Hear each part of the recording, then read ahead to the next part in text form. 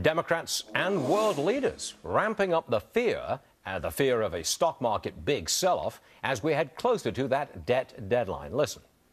Defaulting our debt will risk millions of Americans' jobs, not thousands, not tens of thousands, not hundreds of thousands, millions of jobs. This is playing with fire. We don't know when the markets will react to this. Well, sorry, Senators, no sell-off today. Even before that White House meeting talk, stocks were not off all that much. To Donald Trump on what he makes of all the hype. Donald, do you think this is deliberate, this hyping of the fear of a stock market sell-off? Well, Stuart, I think there's no question about that. Everybody wants to create fear, and they want to try and get a deal, but the deals are very divergent. They're very different, and we'll see what happens. We are in uncharted waters. We'll be seeing very soon what happens and who's blinking. The problem that the Republicans have, I happen to be a Republican, but they don't have the unity that you need. If the Republicans were unified so that you didn't have half of them saying, oh, we should make a deal, you know, they're afraid of the press, they're afraid of everything. And if the Republicans were unified, they have all the cards. They have cards like you wouldn't believe it. But it's very hard when you have a lot of people out there saying, you know, let's make any deal just to get this over with, because that's not what it's all about. It's really about saving the country. How do you judge President Obama as a negotiator? Because he is negotiating, whether he likes says so or not. What's your judgment on him? He's not a natural deal maker. He wants to get something done, but he wants it to be his way or the highway. And frankly, that's not the way this is going to happen. And I will tell you, and again, the Republicans could be so strong. They have so many cards. And what they are doing happens to be the right thing in terms of your children, your grandchildren, the future of the country.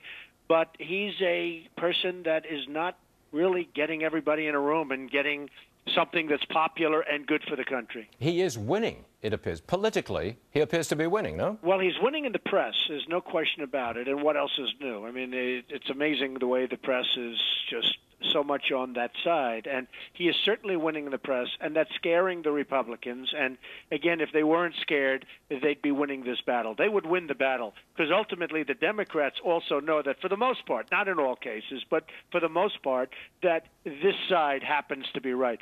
Something has to be done. We have a $17 trillion deficit. We have numbers that are so big. When you look at the kind of numbers that this country is suffering, and you look at the debt that this country, $17 trillion we owe, and you just can't keep going like this. The deficits, the debt, you just can't keep going. So they want to do something about it, and everybody knows it has to be done. They really ought to get it done, Stuart. Yeah. Supposing we get right up to the deadline, that will be midnight Wednesday night, and there is no deal on the debt limit. We go beyond that deadline. Does that, you think, automatically mean a lot of damage to the stock market and the economy? Well, the truth is nobody knows. You know, there are those that say that if the Republicans hang tough, that's a good thing for the country, because maybe ultimately something positive is going to happen. One of the things that you have to remember is that President Obama wants to have a legacy, a good legacy. He doesn't want to have a default legacy, because they're not going to be talking about Reed and Boehner in the history books. They're going to be talking about the president, and the president is Obama. So it really does put the Republicans, if they would stick together, in a very good stead. So we'll have to see what happens. Nobody really knows what's going to happen. Certainly very interesting, but nobody knows. Some Republicans in New York State want you to run for governor of New York State. Are you at least thinking about it? Well, it's something I've never thought of. In fact, I didn't even hear about it until the other day when a gentleman, a very good political reporter named Fred Dicker, called to ask the question, because people want me to do that. But it's nothing I've even thought about. Well, are you happy with Democrat Governor Cuomo? Well, I like him on a personal basis, but we have the highest taxes in the nation. People are fleeing New York because the taxes are too high.